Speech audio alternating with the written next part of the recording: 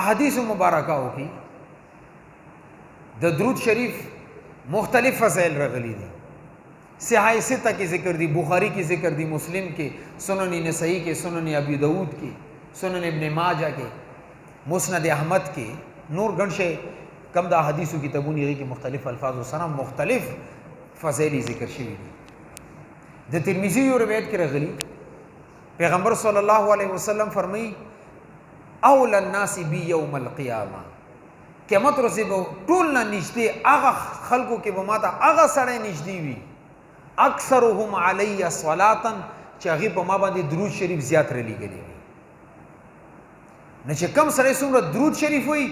دومره به دا پیغمبر صلی الله علیه و آله وسلم ته آخرت کې به نږدې وي اور مسلم شریف روایت ته پیغمبر صلی الله علیه وسلم فرمایي من صلی علی واحدة چې چا ما باندې صرف یو ځل درود شریف راولیږلو یعنی ما باندې رحمت راولیږلو صلی الله علیه عشرا الله رب العزت په هغه باندې لس درود ولیږي لس ځلې رحمت په باندې الله پاک ولیږي درود په معنا رحمت اوس که تاسو وګورئ د قرآن کې الله پاک څه فرمایي من جاء بالحسنة فله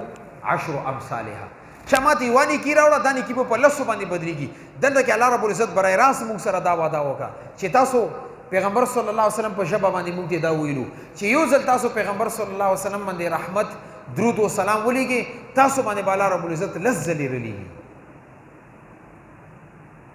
او بل یو روایت کې راغلي دي هغې کې الفاظ زیات دي پیغمبر صلی الله علیه وسلم فرمایي من صلی علی صلاة واحدة کم سړی چې ما باندې یو ځل درود ووایي رحمت راولیږي مخکې ورسره څه فرمایي صلی الله علیه عشر صلوات په دې باندې به الله رب العزت لس رحمتونه راولیږي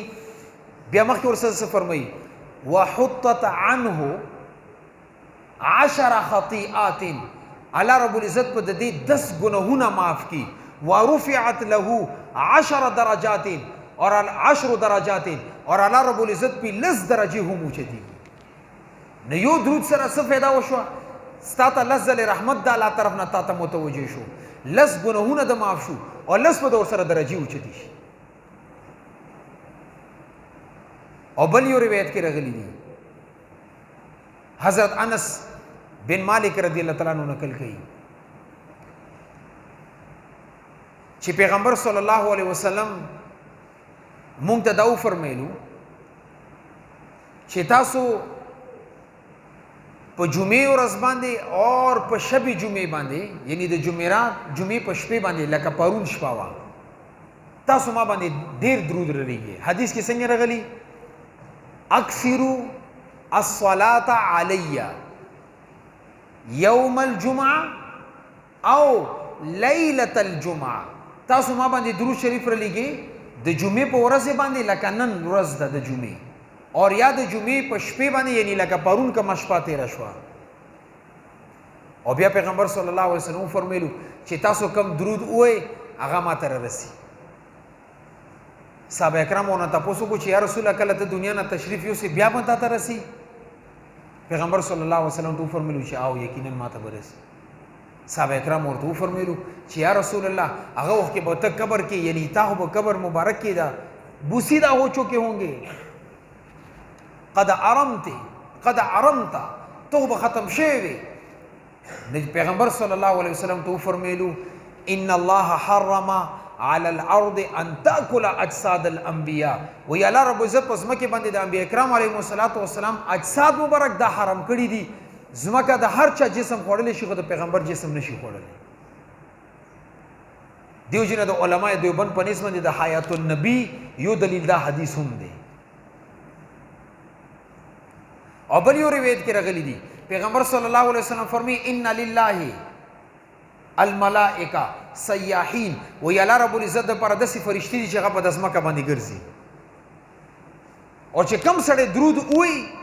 هغه فرشته هغه درود راواخلي پیغمبر صلی الله علیه وسلم ته وړاندې کی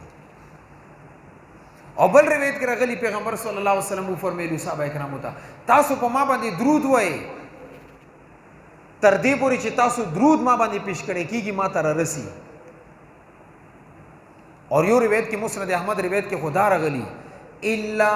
رد علی روحي چې کله تاسو ما باندې درود وایئ الله رب العزت دا روح ما ته واپس راکړي اور ارد الیه السلام او چې تاسو کوم سلام په ما باندې ویل دی جواب درته زه درکوم دیو جن یو روایت کې دا راغلی چې د امت مسلمه روزانه اعمال په پیغمبر صلی الله علیه وسلم باندې پیش کیږي بل روایت کې راغلی چې نه پیر اور جمعرات باندې پیش کیږي بل روایت کې راغلی چې نه په جمعې ورځ باندې پیش کیږي چې هر یو ورځ راواله چې ستادي عمل نامې کې درود وی او د پیغمبر صلی الله علیه وسلم د چې وړاندې کیږي نه دتا د لپاره قابل فخر سرمایه ده او بل روایت کې راغلو پیغمبر صلی الله علیه وسلم فرمایي من صلى علی عند قبري کم سره چې زما قبر مبارک ته راشي اور الته کې سلام وایي نو پیغمبر صلی الله علیه وسلم فرمایي چې زه ورته په خپل باندې جواب ورکوم فسمعته هغه درود سلام زه په خپل باندې واورم ومن صلى علی نائیا اور چې کوم سره لري نه وایي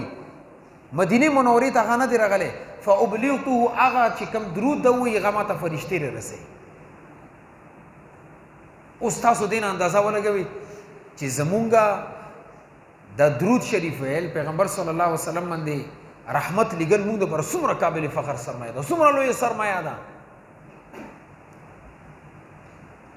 او بیا علماء د لیکلي چې کم سره درود وایي